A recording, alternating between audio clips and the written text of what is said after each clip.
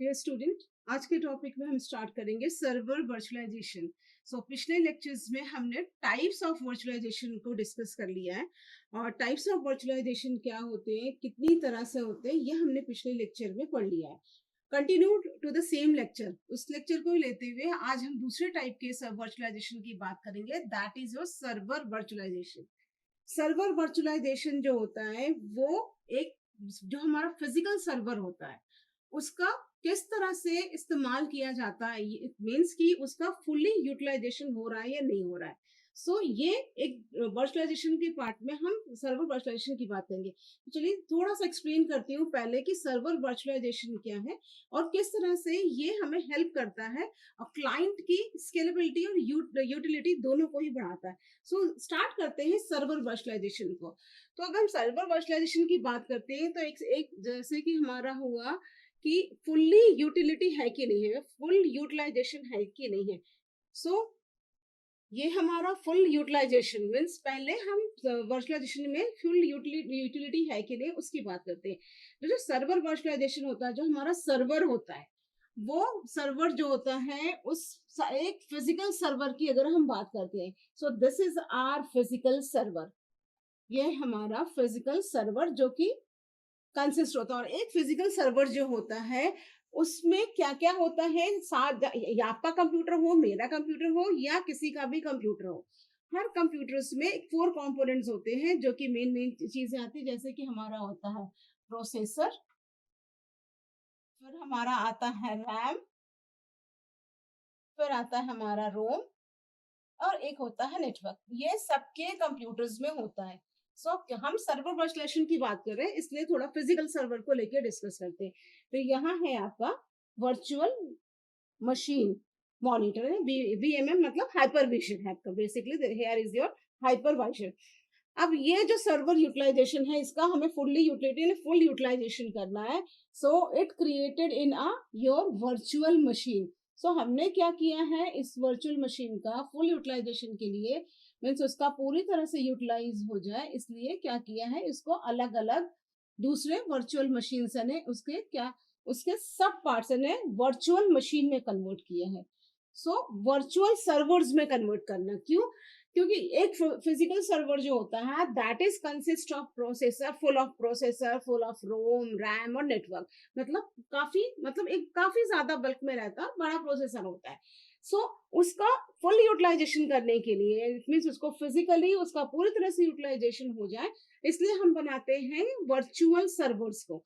Virtual server का वो मतलब होता है कि आपका जो फिजिकल सर्वर है उसको एज पर द रिक्वायरमेंट, मतलब जो यूटिलाइज है तो उसको मल्टीपल कस्टमर्स के लिए या मल्टीपल यूजर्स के लिए उस सर्वर्स को वर्चुअल सर्वर्स में कन्वर्ट कर दिया जाए। इसका मतलब उसको वर्चुअल सर्वर यानी वर्चुअल मशीन्स बना दिया है। सो यू कैन सी, क्या होगा कि जो अगर फॉर सपोज ये इस मशीन को भी उतना ही पूरा यूटिलाइजेशन मिल रहा है, इस मशीन को मिल रहा है, इसको मिल रहा है, इसको मिल रहा है, मतलब जो प्रोसेसर रैम रोम है, जो सर्वर फिजिकल सर्वर है, उसके सब पार्ट्स मतलब उसके जो यूटिलाइजेशन कोई भी कर सके, उसको कोई भी ऑपरेट कर सके, उसको कोई भी एक्सेस कर सके।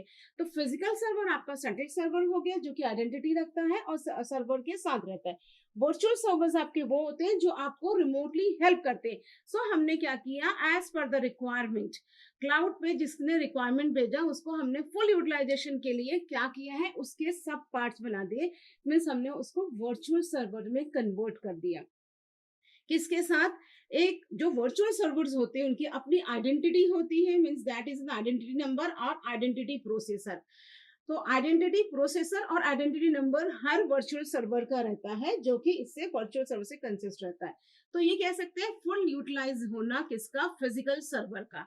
एक ही टाइम पे जो आपका फिजिकल सर्वर है वो इधर द प्रोसेसर के पॉइंट में या किसी को नेटवर्क की जरूरत है या किसी को डेटा की जरूरत है, तो वर्चुअल सर्वर का यूज करते हुए क्लाइंट्स जो होते हैं वो आइसोलेटेड तरीके से उसको उसका यूटिलाइजेशन कर सकते हैं, मतलब एज पर द रिक्वायरमेंट वो क्लाइंट्स को मीन्स जो कस्टमर होता है उसको सर्विसेज प्रोवाइड कराता है। So that is basically a server in a physical server. फिर आप एक और अच्छे से समझाती हूँ, जैसे आप you are the engineer students या इंजीनियरिंग नहीं कर रहे हैं तो आप स्टूडेंट है जिसमें आपको एग्जाम देना रहता है और ड्यूरिंग योर 4 ईयर डिग्री या 3 ईयर डिग्री आपको नंबर ऑफ कोर्सेज होते हैं।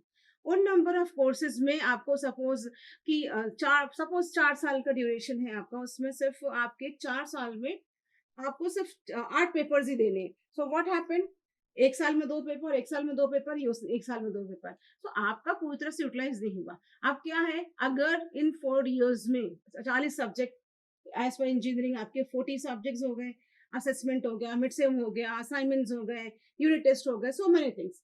सो आपको कंपनी के पॉइंट ऑफ व्यू से प्रिपेयर कराना, so that is your full utilization. मतलब आपके जो कोर्स है उसको पार्ट 1, पार्ट 2, पार्ट 3, पार्ट 4 करके हमने प्रिपेयर कर दिया और उसका फुल यूटिलाइज हुआ जब लास्ट में आपका जब कंपनी प्लेसमेंट हुआ। That is also part of your full utilization of your server, means virtual server. So virtual server बनने से फुल यूटिलाइजेशन होना और एक आइसोलेटेड तरीके से होना, ना ही उस पे किसी और का मीन्स हर जो वर्चुअल मशीन्स होती हैं या वर्चुअल सर्वर्स होती है वो इंडिविजुअली वर्क करती हैं, क्योंकि उन सब का एक आइडेंटिटी नंबर होता है, प्रोसेसर नंबर्स होता है, तो इससे कुछ भी फर्क नहीं पड़ता किस पर, फिजिकल सर्वर पे। ये जो वीएम है आपका वर्चुअल मशीन मॉनिटर है, इसमें जो वर्चुअल मशीन मॉनिटर्स होती है हमारी, दैट इज वो आयु करती है हाइपरविजन, वो पूरी तरह से मॉनिटर करके रखता है। सो ये तो बेनिफिशियल्स होता है क्योंकि इंफ्रास्ट्रक्चर प्रोवाइड किया आपको एज पर द कस्टमर जो नीड थी, तो कम कॉस्ट पर एक अच्छी इंफ्रास्ट्रक्चर देना और जो अवेलेबिलिटी थी उस टाइम पे आपको अवेलेबल कराना।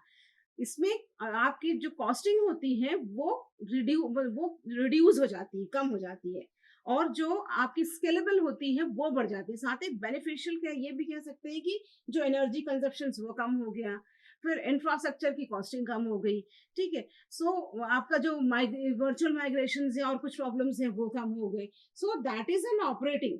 सो ये होता है हमारा सर्वर वर्चुअलाइजेशन टाइप की। अगर हम बात करें सर्वर वर्चुअलाइजेशन में, सो ये सपोज टाइप्स टाइप्स में अगर हम बात करते हैं तो एक होता है फुल्ली यूटिलाइजेशन और एक होता है पैरा यूटिलाइजेशन।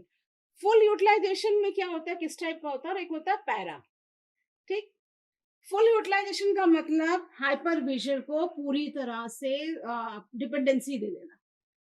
तो हाइपर विजन जो है आपका, जो हाइपर विजन मशीन है उसको पूरी तरह से तोड़ दिया, उसको पूरी तरह से ब्रेक कर दिया, उसको कंप्लीटली उसमें बहुत सारे वर्चुअल मशीन्स बना दिए। So that is your fully utilization of your server, जिसमें हमने हाइपर विजन को पूरा पूरा अथॉरिटी दे दी कि अब हाइपर विजन जो है उसकी सेक्शंस वर्चुअल मशीन्स बना दे और hyper vision is responsible for this. वो होता है हमारा full utilisation.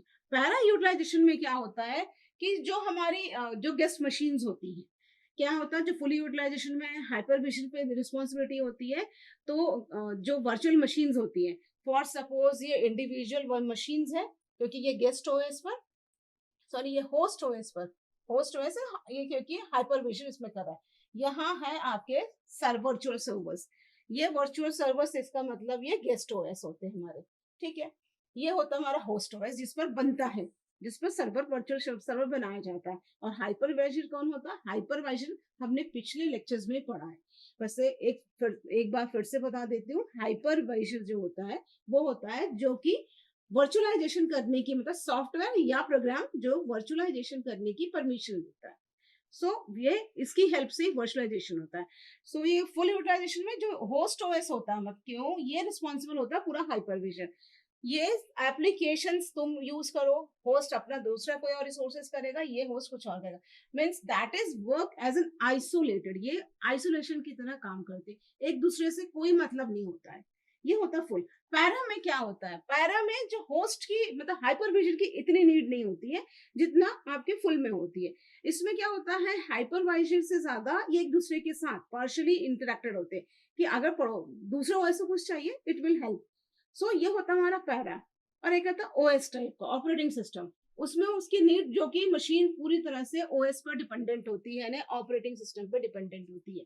So that is a part of our server virtualization. और अगर हम बेनिफिट की बात करते हैं, बेनिफिशियल, सो सबसे पहले तो कॉस्ट कम होना, एनर्जी का रिड्यूस होना, फिर इंफ्रास्ट्रक्चर का प्रॉपर यूटिलाइजेशन होना, बहुत सारे तरीके से हम इस वर्चुअल मशीन के थ्रू सर्वर वर्चुअलाइजेशन की हेल्प से काम करते हैं। Thank you.